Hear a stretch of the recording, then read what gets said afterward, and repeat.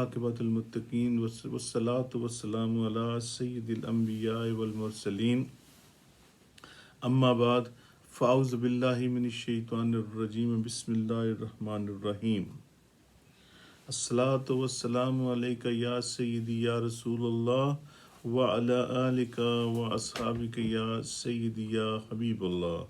الصلاۃ والسلام علیک یا سیدی یا نبی اللہ وعلی آلک واصحابک یا سیدی یا نور اللہ۔ فرمان مصطفیٰ صلی اللہ تعالی علیہ وآلہ وسلم، جو مجھ پر دن میں 1000 مرتبہ درود پاک پڑھتا ہے وہ اس وقت تک دنیا سے نہیں جائے گا جب تک کہ وہ جنت میں اپنا ٹھکانہ نہ دیکھ لے۔ صلو علی الحبیب صلی اللہ تعالی علیہ وآلہ وسلم۔ قال اللہ تبارک و تعالی فی القرآن المجید والفرقان الحمید ان اللہ وملائکتہ یصلون علی النبی یا ایھا الذین آمنوا صلوا علیہ وسلموا تسلیما کثیرا کثیرا اللہم صل علی سیدنا و مولانا محمد واصحاب سیدنا و مولانا محمد وبارک وسلم وصلی علیہ جزا اللہ عنا محمد ما هو اہلہ۔ تمام تعریفیں اللہ رب العزت کی ذات پاک کے لیے اور ہر طرح کا درود و سلام نبی پاک صلی اللہ تعالی علیہ وآلہ وسلم کی ذات مقدسہ کے لیے۔ میرے عزیز دوستوں، بھائیوں، بہنوں، جیسا کہ مجھ سے قبل صوفی حارث صاحب نے ماں کی عظمت کے بارے میں کچھ بیان فرمایا کہ ماں کی عزت خدمت کرنا کتنا بڑا درجہ ہے۔ اب دیکھ لیجئے کہ ایک ماں نے دعائیں دیں اپنی بیٹے کو کہ وہ اس کی خدمت کرتا ہے اور وہ دعا دے رہی ہے کہ یہ اس دور کی بات ہے کہ جب حضرت موسیٰ علیہ السلام کا دور تھا، تو انہوں نے دعا دی کہ اللہ رب العزت تجھے حضرت موسیٰ علیہ السلام کے ساتھ جنت میں داخل کرے اور تو ان کا قریبی ساتھی ہو۔ اب کتنی بڑی دعا ہے یہ۔ تو ہمیں بھی چاہیے کہ ہم اپنے والدین کی دل سے عزت خدمت کریں، ان کے آگے اف تک نہ کریں، ان کے آگے کوئی ایسا معاملہ نہ کریں کہ وہ ہمارے لیے پریشانی کا باعث بنے۔ اللہ رب العزت میں سن کر عمل کی توفیق عطا فرمائے۔ جزاک اللہ خیر صوفی حارث۔ میرے عزیز دوستوں، بہنوں، بھائیوں، جیسا کہ آپ کو معلوم ہے کہ ربیع النور کے ایام تیزی سے گزر رہے ہیں۔ اللہ رب العزت ہمیں ان ایام سے فائدہ اٹھانے کی توفیق عطا فرمائے اور ہمیں کثرت سے درود و سلام پڑھنے کی توفیق دے اور کثرت سے اپنے نبی پاک صلی اللہ تعالی وسلم کی باتیں، اپنے پیارے آقا صلی اللہ علیہ وسلم کی سنتیں، اپنے پیارے آقا صلی اللہ علیہ وسلم کی میٹھی میٹھی باتیں اپنے دوستوں کو، اپنے بھائیوں کو، اپنی بہنوں کو، اپنے والدین کو، اپنے عزیز و اقارب کو، اپنے دوست احباب کو، اپنے بچوں کے سامنے اس چیز کا چرچا کریں، کیونکہ جتنا ہم چرچا کریں گے پیارے آقا صلی اللہ تعالی وسلم کا اتنا ہی ہمارے لیے بہتر ہے اور ہم اس سے زیادہ ہی برکات حاصل کر سکتے ہیں، کیونکہ نبی پاک صلی اللہ تعالی وسلم ہمارے درود و سلام کا جواب بھی دیتے ہیں، ہمارا سلام ان تک پہنچتا ہے اور پھر وہ جواب بھی دیتے ہیں اور ہمیں وہ اپنے دل میں جگہ بنا کے رکھتے ہیں۔ اور یہ ہمارا عقیدہ ہے کہ نبی پاک صلی اللہ تعالی وسلم کا ہمارے پاس آسرا وہی ہے، جب دنیا سے جائیں گے تو ہمیں انہی کے پاس جانا ہے اور انہی کے ساتھ مل کر اللہ رب العزت ہماری مشکلیں دور فرمائے گا اور حوض کوثر سے نبی پاک صلی اللہ علیہ وسلم کے ساتھ جام ہم نوش فرمائیں گے اور پھر پل الصراط سے، جو کہ تیر سے بھی، تلوار سے بھی تیز دھار ہے، ایک मामूली सी दायरा, और वो बहुत कठिन मरहला होगा जिससे हमने गुजरना है। लेकिन जब हमारे दिल में प्यारे आका सल्लल्लाहु अलैहि वसल्लम का प्यार, हमारे दिल में नबी पाक सल्लल्लाहु अलैहि वसल्लम की मोहब्बत, हमारी आंखों में ठंडक होगी, तो इंशाअल्लाह अज़्ज़ व जल हम फुर्ती से निकल जाएंगे और सीधा अल्लाह रब्बुल इज़्ज़त ने चाहा तो प्यारे आका सल्लल्लाहु अलैहि वसल्लम के तुफ़ैल हम जन्नतुल फिरदौस में दाखिल हो जाएंगे। और मेरे पीरो मुर्शद हज़रत ख्वाजा ख्वाजगान हज़रत ख्वाजा मोहम्मद मासूम रहमतुल्लाह ताला अलैह, अल्लाह रब्बुल इज़्ज़त उनके दराजात बुलंद फरमाए और हम सब की बेहिसाब मग़फ़िरत। आप फरमाते थे कि हम संगी आपस में प्यार मोहब्बत से रहें, हम संगी आपस में प्यार मोहब्बत से रहें, कि जैसे नबी पाक सल्लल्लाहु अलैहि वसल्लम ने फरमाया कि हम अल्लाह रब्बुल इज़्ज़त को याद करें कि वो करीम है, वो रहीम है, हम उसकी करीमियत देखें, हम उसकी रहमानियत देखें, तो इंशाअल्लाह अल्लाह अज़्ज़ व जल का जो कहर है, जो अज़ाब है, उससे उसकी रहमत और करीमियत बड़ी है। अल्लाह रब्बुल इज़्ज़त की हम करीमियत और रहमानियत मांगेंगे तो इंशाअल्लाह अज़्ज़ व जल हमें सीधा जन्नत में दाखिला अता फरमा देगा और इंशाअल्लाह बिला बगैर हिसाब किताब की जन्नत में दाखिला अता फरमाएगा। लेकिन उसकी शर्त यह है कि हम प्यारे आका सल्लल्लाहु अलैहि वसल्लम पर दुरूद व सलाम पढ़ें। इस्लामी बातें जो नबी पाक सल्लल्लाहु अलैहि वसल्लम ने हमें बताई उस पर चलें, उसको चलने की कोशिश करें। अगर हम ये चीज़ अपने दिल में बिठा लेंगे कि हमने नबी पाक सल्लल्लाहु अलैहि वसल्लम की तालीमात पर अमल करना है, तो इंशाअल्लाह वो वक्त दूर नहीं कि जब हम बगैर हिसाब किताब के जन्नत में दाखिल होंगे। मेरे अजीज़ दोस्तों भाइयों, आप इस्लाम की तारीख़ उठाकर देखें तो हमें बहुत ही दर्दनाक किस्म के वाक़यात उसमें नज़र आते हैं। यानी हमारे सामने ये जो इस्लाम एक प्लेट में हमें पेश किया गया है, उसकी बैकग्राउंड, उसकी हिस्ट्री के मुतालिक हमें मालूम होना चाहिए कि इस्लाम कितनी मुश्किलों से, कितनी कुर्बानियाँ देने के बाद हम तक पहुंचा है, और हमें चाहिए कि हम उन कुर्बानियों को याद करें, उन कुर्बानियों को अपने बच्चों को, अपने अहलो याल को बताएं।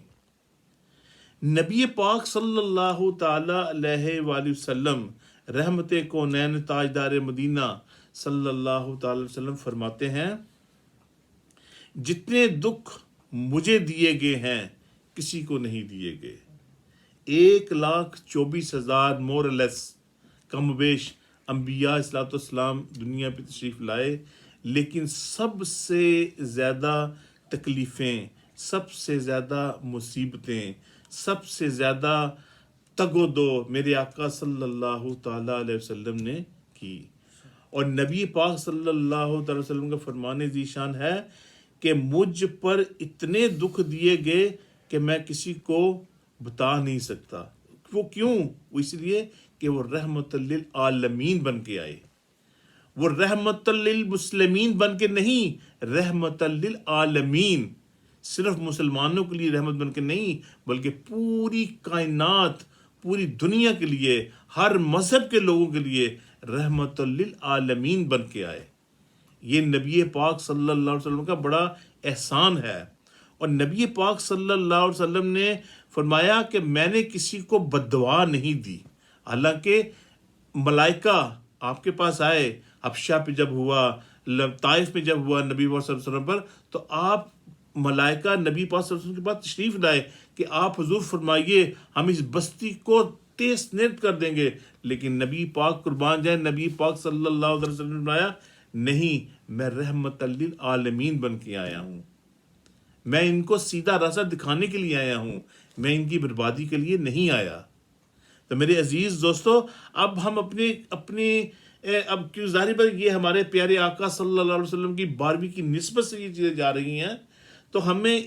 इन बातों को अपने बच्चों को बताना चाहिए। اب اس کے بعد جب نبی پاک صلی اللہ تعالی علیہ وسلم کا ظاہری ہم یا ہماری آنکھوں سے پردہ پوش ہوئے، لیکن جو لوگ کہتے ہیں کہ توبہ نعوذ باللہ من ذالک کہ نبی پاک صلی اللہ علیہ وسلم چلے گئے، ختم ہو گئے، نہیں، نبی پاک صلی اللہ تعالی وسلم ہماری آنکھوں سے پردہ فرما گئے، لیکن وہ ظاہری طور پر وہ حیات ہیں، وہ ہمیں دیکھتے ہیں، ہمیں سنتے ہیں، ہماری باتوں کا جواب دیتے ہیں، اور ہمارے لیے ہر وقت بخشش کی دعائیں فرماتے ہیں۔ نبی پاک صلی اللہ علیہ وسلم جب تک قیامت نہیں آئے گی نا، نبی پاک صلی اللہ علیہ وسلم ہمارے لیے بخشش کی دعائیں فرماتے رہیں گے انشاءاللہ عز و جل۔ جب حضرت صدیق اکبر رضی اللہ تعالیٰ عنہ نے خلافت سنبھالی، آپ پر بھی بہت ظلم ہوئے، آپ کو بھی بہت سی تکالیف دی گئی۔ میں صرف اس میں اسلام کی ہسٹری کے چند پہلو بتانا چاہتا ہوں، کیونکہ اسلام کی ہسٹری کے متعلق ہمیں معلوم ہونا چاہیے کہ صرف حضرت ابوبکر صدیق رضی اللہ تعالی عنہما ایسی شخصیت جن کو شہید نہیں کیا گیا، ان کے علاوہ جتنے بھی ہمارے صحابہ، ہمارے خلفائے راشدین، حضرت عمر فاروق رضی اللہ تعالی عنہما، حضرت عثمان غنی رضی اللہ تعالی عنہما، حضرت علی کرم الوجہ الکریم، سب کو شہید کیا گیا۔ کیوں؟ وہ اس لیے کہ جو اسلام کے دشمن تھے وہ اسلام کو پھولنا نہیں چاہتے تھے، پھیلانا نہیں چاہتے تھے، ان پر کنٹرول کرنا چاہتے تھے۔ تو جب نبی پاک صلی اللہ علیہ وسلم کے بعد جب حضرت ابوبکر صدیق رضی اللہ تعالیٰ عنہما نے خلافت سنبھالی تو آپ کو بھی کافی مصیبتوں کا سامنا کرنا پڑا، یہاں تک کہ جب حضرت علی کرم الوجہ الکریم شہید ہوئے تو آپ کو جب دفنایا گیا تو رات کی تاریکی میں دفنایا گیا۔ کیوں؟ کیونکہ اس وقت خارجی لوگوں کا ہر طرف زور تھا، اور وہ معلوم کرنا چاہتے تھے کہ حضرت علی کرم الوجہ کی کہ روزہ مبارک کہاں ہے۔ تو اس وقت کے صحابہ نے آپ کو رات کے اندھیرے میں دفن کیا گیا تاکہ خارجیوں کو معلوم نہ ہو جائے اور وہ کسی قسم کا نقصان نہ پہنچا دیں۔ اس کے بعد دیکھیں آپ، حضرت امام حسن رضی اللہ تعالیٰ عنہما کو زہر دے کر شہید کیا گیا، حضرت امام حسین رضی اللہ تعالیٰ عنہما کو اپنے بچوں کے سامنے دردناک طریقے سے معاذ اللہ ذبح کیا گیا۔ اب دیکھیں، اسلام کے بارے میں آپ سنیں، پڑھیں، اس ہسٹری کو پڑھیں، اس ہسٹری کو پڑھ کے بچوں کو بتائیں کہ ابھی میرے پاس اتنا وقت نہیں ہے کہ میں آپ کو اس کے ساتھ آپ ابو حنیفہ، حضرت امام اعظم حضرت ابو حنیفہ رضی اللہ تعالیٰ عنہ کی وفات جیل میں ہوئی، حضرت امام احمد بن حنبل کے بدن مبارک پر اتنے کوڑے مارے گئے کہ جب ان کی قمیض اتاری گئی تو ان کے جسم مبارک کوڑوں کے نشان تھے۔ حضرت امام مالک کو مدینے کی گلیوں میں گدھے کے اوپر معاذ اللہ گدھے کے اوپر بٹھا کے گیا اور ان کے منہ کو کالا کر کے ہر طرف دوڑایا گیا گدھے کو۔ یہ ہمارا اسلام ہم تک آسانی سے نہیں پہنچا۔ ہم جو اس وقت ہماری جو ینگ جنریشن ہے اس وقت جو جب